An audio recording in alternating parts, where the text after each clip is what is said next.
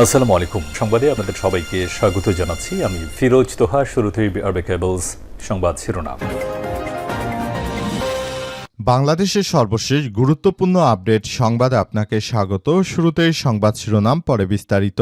প্রথমেই জানাবো আমাদের হাতে থাকা সর্বশেষ গুরুত্বপূর্ণ সবথেকে তাজা আপডেট সংবাদ। মুসল্লিদের সঙ্গে প্রধানমন্ত্রীর শুভেচ্ছা বিনিময়। রাজধানীর জাতীয় ঈদগাহে পবিত্র ঈদুল আজহার নামাজ শেষে মুসল্লিদের সঙ্গে ঈদের শুভেচ্ছা বিনিময় করেছেন প্রধানমন্ত্রী তারেক রহমান। মুসল্লিদের সঙ্গে হাত মেলান এবং কোলাকুলি করেন তিনি।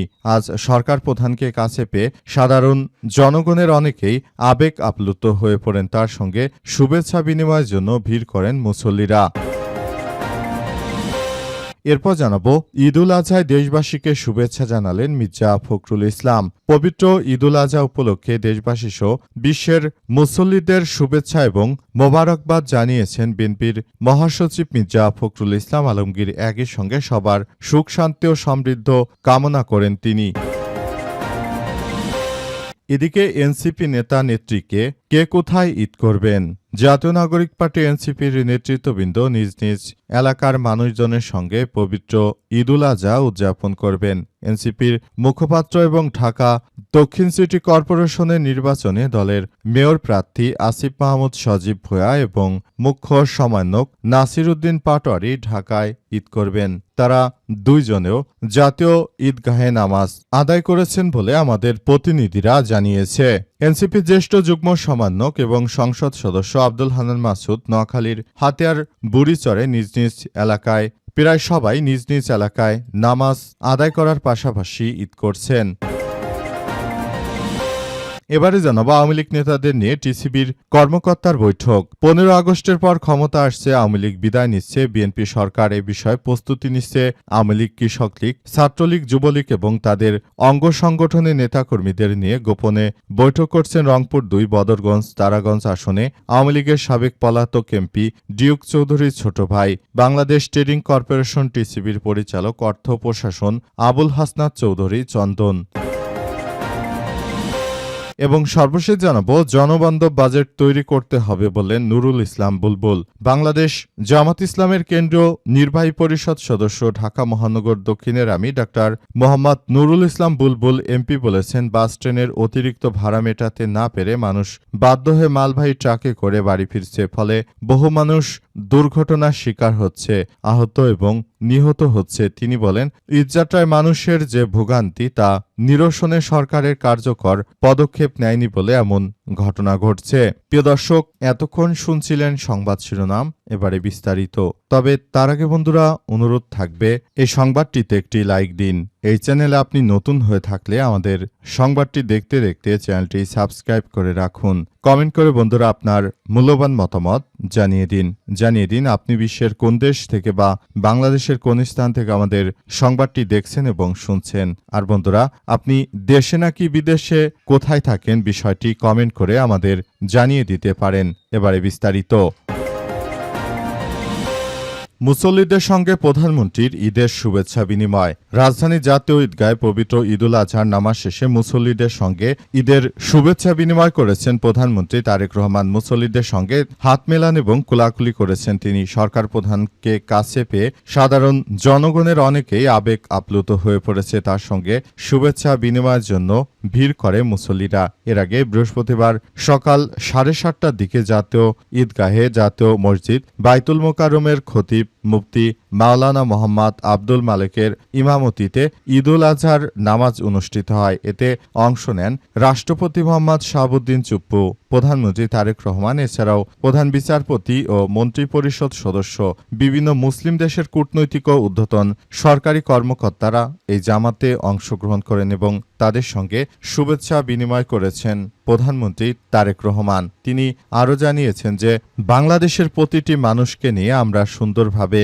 একটি কার্যক্রম চালাতে চাই এবং নতুন করে আবারও যে কোনো ধরনের সমস্যা মোকাবেলা করতে বিএনপি দৃঢ়প্রতিজ্ঞ। বিএনপির নেতৃত্ববৃন্দরা জানিয়েছে যে বর্তমান সময়ে এই ধরনের কার্যক্রম আসলে কোনোভাবে গ্রহণযোগ্য নয়। প্রধানমন্ত্রী তারেক রহমান আরও জানিয়েছেন যে বাংলাদেশকে বিনির্মাণ করতে আমরা বদ্ধপরিকর। যে কোনো মূল্যে বাংলাদেশের সমস্যাগুলোকে মোকাবিলা করে আগামীতে সুষ্ঠু ও সুন্দরভাবে একটি রাষ্ট্র পরিচালনা অব্যাহত রাখতে হবে। প্রধানমন্ত্রী তারেক রহমান আরও জানিয়েছেন যে কোনো মূল্যে সন্ত্রাসী কার্যক্রম, আওয়ামী লীগের সন্ত্রাসী কার্যক্রম প্রতিহত করে তারপর সুষ্ঠুভাবে রাষ্ট্র বিনির্মাণ ও পরিচালনা আমাদের দীর্ঘ এবং একান্ত প্রয়াস এবং এই বিষয়গুলো নিয়ে আমরা সবাই দৃঢ়ভাবে সমর্থন অব্যাহত রাখি এবং বিষয়গুলোকে খুবই ইতিবাচক হিসেবে দেখভাল করার মধ্য দিয়ে আসলে সবাইকে এগিয়ে যেতে হচ্ছে। বিষয়গুলো খুবই গুরুত্ব সহকারে দেখা হচ্ছে এবং সবকিছু যে কোনো মূল্যে আমরা আবারও সুন্দর একটি বাংলাদেশ নির্মাণ করতে প্রতিশ্রুতিবদ্ধ। ঈদুল আজহায় দেশবাসীকে শুভেচ্ছা জানালেন মির্জা ফখরুল ইসলাম আলমগীর। পবিত্র ঈদুল আজহা উপলক্ষে দেশবাসী সহ বিশ্বের সকল মুসলিমদের প্রতি শুভেচ্ছা ও মোবারকবাদ জানিয়েছে বিএনপির মহাসচিব মির্জা ফখরুল ইসলাম আলমগীর। একই সঙ্গে সবার সুখ, শান্তি এবং সমৃদ্ধি কামনা করেছেন তিনি। বিএনপির মহাসচিব মির্জা ফখরুল ইসলাম আলমগীর তিনি জানিয়েছেন যে একই সঙ্গে সবার সুখ, শান্তি ও সমৃদ্ধি কামনা করি। ঈদুল আজহা উপলক্ষে দেয়া এক বাণীতে মির্জা ফখরুল জানিয়েছেন যে ঈদুল আজহার মূল চেতনা হচ্ছে ত্যাগ। এই উৎসব মানুষকে আল্লাহর প্রতি নিঃশর্ত অনুগত্য, আত্মত্যাগ এবং মানব কল্যাণে আত্মনিয়োগের শিক্ষা দেয়। তিনি জানিয়েছেন যে কোরবানির মাধ্যমে মানুষ স্রষ্টার সন্তুষ্টি অর্জনের পাশাপাশি আত্মশুদ্ধিরও সুযোগ পায়। বিএনপির মহাসচিব জানিয়েছেন যে প্রতিটি ধর্মীয় উৎসবই মানুষের জন্য সৌহার্দ্য, সম্প্রীতি ও উদারতার চর্চা বাড়ায়। ঈদুল আজহাও সমাজে সাম্য ও পারস্পরিক সহযোগিতার বার্তা ছড়িয়ে দেয়। তিনি অসহায় দরিদ্র মানুষের পাশে দাঁড়ানোর আহ্বান জানিয়ে বলেছেন, ত্যাগের এই উৎসবে সবার প্রতি সহমর্মিতা প্রদর্শন করা উচিত। তিনি মহান আল্লাহর কাছে প্রার্থনা জানিয়ে বলেছেন যে ঈদুল আজহা সবার জীবন আনন্দময় করে তুলুক। তিনি বলেন, আল্লাহ হাফেজ, বাংলাদেশ জিন্দাবাদ।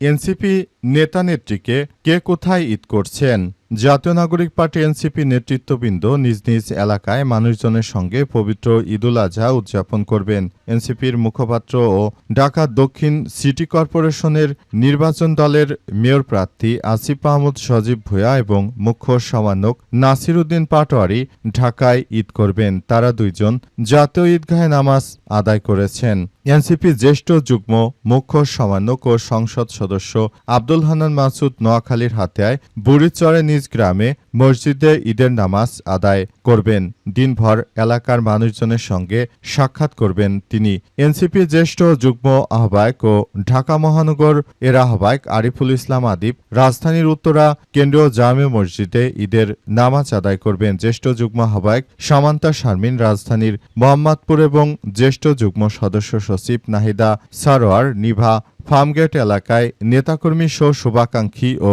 পরিবারের সঙ্গে ঈদ কাটাবেন। এনসিপির যুগ্ম আহ্বায়ক ও সংসদ সদস্য ডক্টর আতিক মুজাহিদ কুড়িগ্রামের কেন্দ্রীয় ঈদগাহ মাঠে এবং যুগ্ম সদস্য সচিব সংসদ সদস্য অ্যাডভোকেট আব্দুলাল আমিন নারায়ণগঞ্জ কেন্দ্রীয় ময়দানে পবিত্র ঈদুল আজহা নামাজ আদায় করবেন। এনসিপির দুই নারী সংসদ সদস্য নিজ নিজ এলাকায় ঈদ করবেন। কুষ্টিয়ার দৌলতপুরে নিজ বাড়িতে ঈদ করবেন নুসরাত তাবাসসুম এমপি এবং বরিশাল শ্বশুরবাড়িতে এবং নিজ এলাকা ঝালকাঠি কাঠালিয়া মিলে ঈদের দিনটি পার করবেন ডাক্তার মাহমুদা মিতু। তারা সবাই এনসিপির নির্বাচিত সংসদ সদস্য।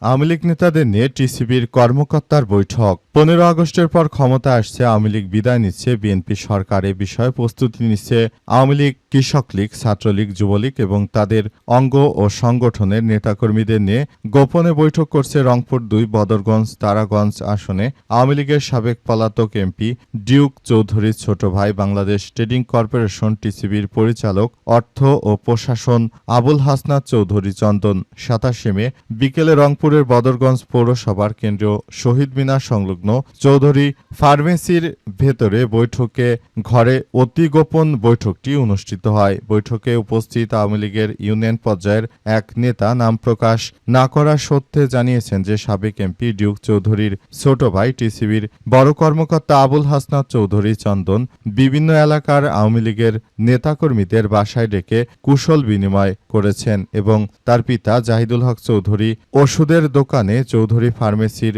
সংলগ্ন বৈঠক ঘরে বিএনপির সরকারের বর্তমান কার্যকলাপ এবং আওয়ামী লীগের নেতাকর্মীদের নামে হওয়া মামলাসহ বিভিন্ন বিষয় নিয়ে আলাপ আলোচনা করেন। সেখানে চন্দন চৌধুরী সামনে নেতাকর্মীরা জানিয়েছেন যে বর্তমানে বিএনপি যে অবস্থানে আছে সেক্ষেত্রে আপনারা প্রস্তুতি নেন, সামনে 15 আগস্ট আওয়ামী লীগ সরকার ক্ষমতা আসছে, কারণ বিএনপি সরকারের কার্যকলাপ জনগণ পছন্দ করে না। অপরদিকে ভারত সরকার আওয়ামী লীগকে পুরোপুরি সাপোর্ট করছে, তারাই ক্ষমতায় আসছে বলে এমন তথ্য জানিয়েছেন তিনি। এবং এই ঘটনার পরেই মূলত নতুন করে আবারও একটি নিরাপত্তা সংখ্যা দেখা দিতে পারে বিএনপির, অর্থাৎ বিএনপি যে কোনো মুহূর্তে তারাও দৌড় দিতে প্রস্তুতি নিতে পারে এমন তথ্য অনেকেই বলা বলি করছে। তবে বিষয়টি কি হতে চলেছে আসলে সে সম্পর্কে এখন পর্যন্ত কেউ বলতে পারবে না।